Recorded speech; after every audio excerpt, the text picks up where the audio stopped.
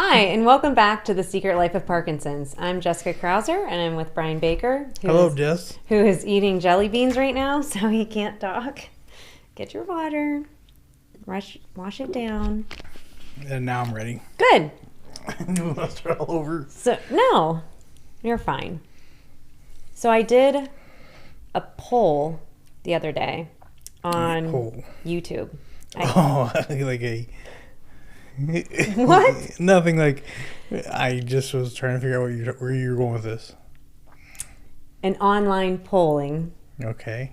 of how does everyone's spouse handle your Parkinson's? Yeah, how does Derek handle it? We'll get to that in a minute.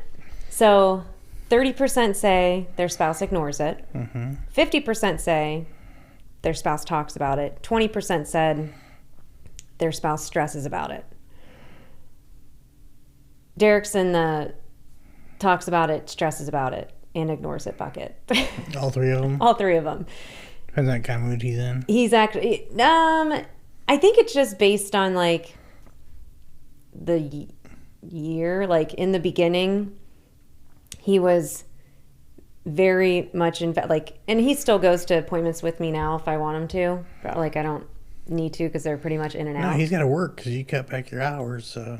See, this is the stress. So he stresses about it. But no, so like in the beginning, he was, all in, let's figure this out. Let's, He's very supportive. And he still is very supportive. But I think, and then he got to a point where he probably stressed about it because I'm not going to be working the length of time that he they thought. go through, I would assume they would go through phases, just like we kind of go through phases of acceptance and denial and all that stuff. Probably. Yeah, I guess I didn't think about it like that.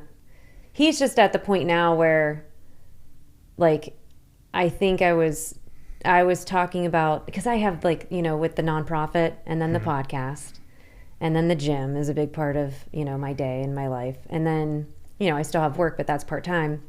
So a lot of my conversations were just around Parkinson's in general because of all the things that I'm working tired of on. hearing about it. I think he was getting tired of hearing about it. And I was like, okay, I'm like, I can understand that. But at the same time, I wanted to, I just wanted him to know like all the great things that are going on, just like I would with work. But he was like, no, he's like, I totally get it. He's like, but, he's like, I know it's there and it's not going away. It's not going away. But then we did get some comments that, if people aren't married, so they're like, I don't have a spouse, so I don't have that, question or situation. And you're single. I am single. So, duh. Yeah. Maybe we should have a singles show. Yeah. You would Dating with Brian. It'd be just me on here by myself. There's people out there. Oh, I'm sure there's people out there, but I mean, you couldn't be on it if you... No, but I can be like the host of the dating show. The dating game. Maybe that's when we can do like a YouTube live. Dating with Parkinson's. I think there's another podcast. I think there is too. What's her name? Allison. Yes. Yeah. Yeah, she's really big in the Parkinson's community. I think she does stuff like that. But yeah, maybe we should have her on to talk. Ooh, that's a good, hang on. All right. So we'll keep going. We actually had her at their symposium a couple of years ago. Oh yeah, in Ohio. Yeah, so she knows Melissa. I've met her. Rocco. Allison, if you're listening, we're going to call you. But how does your family or your son handle it? I think, like I said, I have to think that they all go through stages too. Initially, it was kind of a shock to all of us. Mm-hmm. I think Gabe is more in the ignoring it because he doesn't see it every day.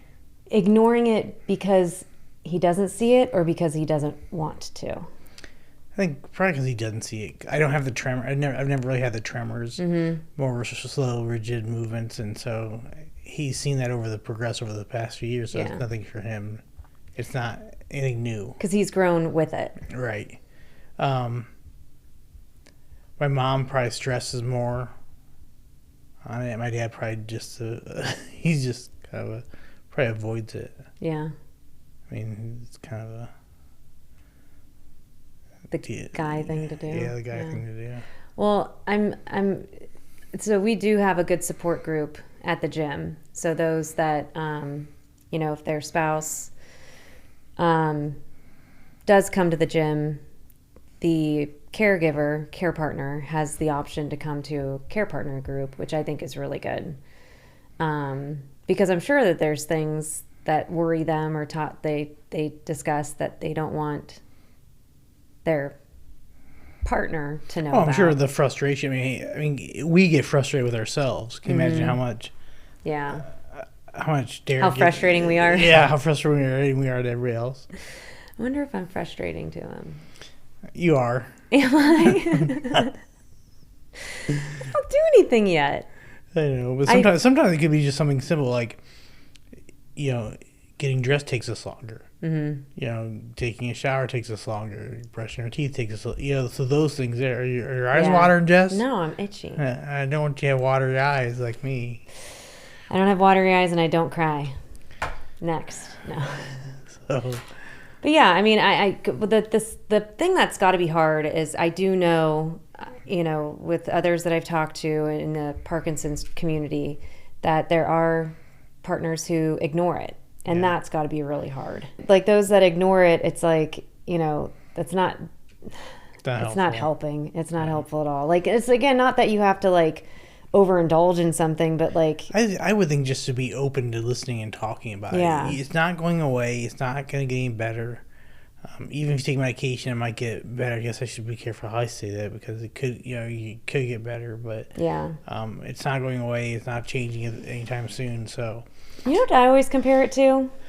What? When we started, when like the whole COVID thing was happening, a couple years ago, when like everything shut down, and that's all everybody talked about on the news, on your house, on the phone, like everything was COVID, COVID, COVID, COVID, and it's like, if you had it, and then you would talk about it even more, but every day it was COVID. Yeah.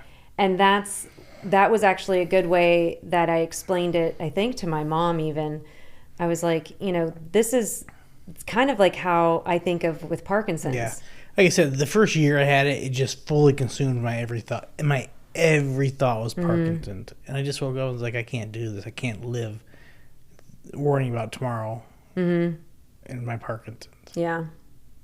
I mean, it did. It just consumed me.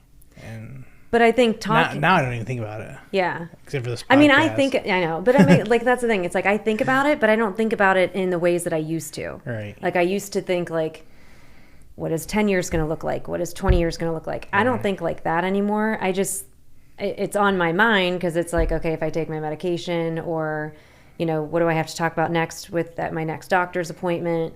If I have any new issues or something that I, figured out, or I don't know, like that's the stuff I like to talk about, or talking about things that I've learned. Yeah. I think that's what this podcast does a lot of. It teaches people things that we've learned, or we share what we've learned from doctors or professionals or books. Yeah. I just feel bad for people who ignore it. But everybody does their own thing. Yeah. And I think joining a support group would be helpful. Yeah. No, like I said, I think that's the best thing about the gym. Being around other people and seeing other people thrive with Parkinson's is inspiring. Yeah, it definitely is. Okay. That's all I have on that topic. That's all I have either. That's all I got. Too. So in our last 30 seconds, talk to your spouse or your partner or your family, kids, friends, whomever it may be that you talk to the most, and let them know if this is something that you want to talk about, or just have somebody who listens and doesn't have to say anything. But it's always good to have an outlet, and make sure that they know that they can have an outlet too. There are support groups everywhere that I'm sure that you can find online, either on Parkinson's Foundation website, Michael J. Fox website. And there's tons of resources out there for people, for caregivers, and for patients themselves. So thanks for tuning in. We'll see you next time.